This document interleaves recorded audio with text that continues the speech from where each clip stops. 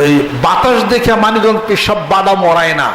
যাহা কিছু ঘটতেছে বাংলাদেশের হিসাবপত্র মাইভা মেপা বহু 8 বছর আগে থাকতেই বলতেছে।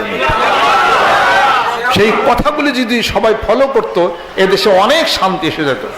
আমি বলি নাই যে প্রত্যেকটা পার্টির নেতা তাদের অফিস রুমের মধ্যে ফটো না টানাইয়া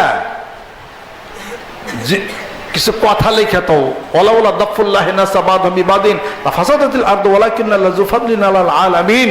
এই কথার অর্থ কি? পায়ের তলার ধুলি যদি কেউ পদাঘাত করে নিমেষে প্রতিশোধ নেয় তার উঠিসিরও পড়ে।